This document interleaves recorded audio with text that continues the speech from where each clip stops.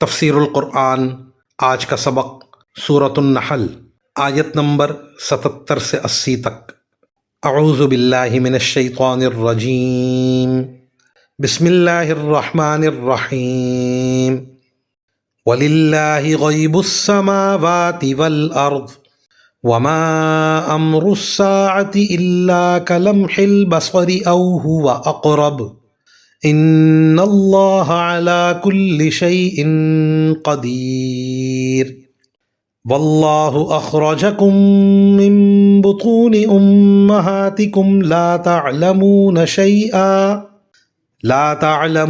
شیئا وجعل لکم السمع والابصار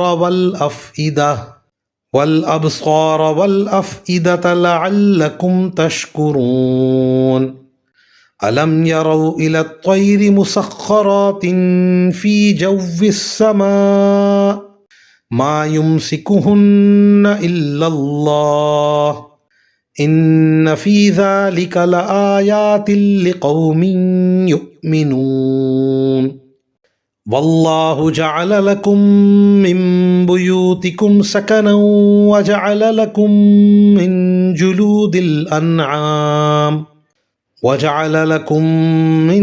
جلود الأنعام بيوتا تستخفونها يوم ظعنكم ويوم إقامتكم ومن أصوافها وأوبارها وأشعارها أثاثا ومتاعا إلى حين۔ ترجمہ۔ اور آسمانوں اور زمین کے سارے بھید اللہ کے قبضے میں ہیں، اور قیامت کا معاملہ آنکھ جھپکنے سے زیادہ نہیں ہوگا بلکہ اس سے بھی جلدی۔ یقین رکھو کہ اللہ ہر چیز پر پوری قدرت رکھتا ہے، اور اللہ نے تم کو تمہاری ماؤں کے پیٹ سے اس حالت میں نکالا کہ تم کچھ نہیں جانتے تھے، اور تمہارے لیے کان، آنکھیں اور دل پیدا کیے تاکہ تم شکر ادا کرو۔ کیا انہوں نے پرندوں کو نہیں دیکھا کہ وہ آسمان کی فضا میں اللہ کے حکم کے پابند ہیں؟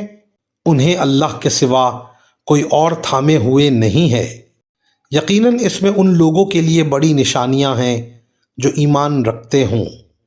اور اس نے تمہارے لیے تمہارے گھروں کو سکون کی جگہ بنایا، اور تمہارے لیے مویشیوں کی کھالوں سے ایسے گھر بنائے جو تمہیں سفر پر روانہ ہوتے وقت اور کسی جگہ ٹھہرتے وقت ہلکے پھلکے محسوس ہوتے ہیں، اور ان کے اون، ان کی روئیں اور ان کے بالوں سے گھریلو سامان اور ایسی چیزیں پیدا کیں جو ایک مدت تک تمہیں فائدہ پہنچاتی ہیں۔